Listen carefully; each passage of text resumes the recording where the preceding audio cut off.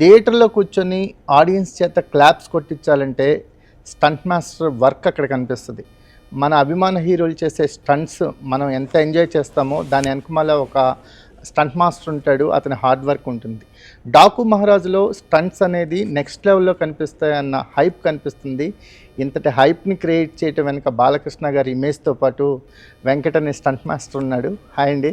Hi, నమస్తే sir. చాలా మీ ఫ్యామిలీకే ఉన్నట్టుంది సార్, కొంచెం బిడియంగా ఉంటాం. సో అక్కడి నుంచే వచ్చిందా రామలక్ష్మణ్ గారి? ఎలా మీ అంటే ఇప్పుడు మీ పేరు ఇండస్ట్రీలో గట్టిగా వినిపిస్తుంది, వెంకట్ స్టంట్ మాస్టర్ అనే పేరు. కానీ ఈ పేరు మాకు ఇప్పుడు వినిపిస్తుంది, ఒక 2-3 ఇయర్స్ నుంచి గట్టిగా వినిపిస్తుంది. కానీ దీని వెనక ఒక జర్నీ ఉంటుంది. ఆ జర్నీ గురించి చెప్పాలంటే ఏం చెప్తారు?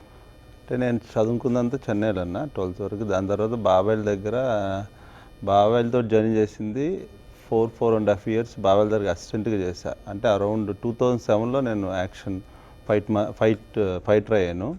2012కి 3.5 years 4 yearsకి నేను వచ్చి యాక్షన్ డైరెక్టర్ అయ్యా 2012-13లో. తర్వాత చిన్న చిన్న సినిమాలు చేసుకుంటూ ఫస్ట్ బ్రేక్ వచ్చి పటాస్ అనిల్ రావుపూడి గారితో కంటిన్యూగా అక్కడ నుంచి ఆ బ్రేక్ తోటి కంటిన్యూగా అనిలంతో కంటిన్యూగా సినిమాలు చేశాను. రాజా ది గ్రేట్ సినిమా చూసినప్పుడు ఫైట్స్ గురించి మాట్లాడుకున్నాం.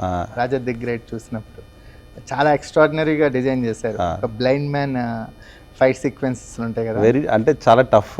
యాక్చువల్గా బ్లైండ్ మ్యాన్ బిలీబిలిటీ ఆడియన్స్కి తేగలిగాం. యాక్చువల్గా చాలామంది ఆ సినిమా ఇప్పటికీ నా కెరీర్లో బెస్ట్ సినిమా అది. సో అక్కడ అంటే ఒక ఇమేజ్లోకి వెళ్ళారు రాజా ది గ్రేట్ తర్వాత.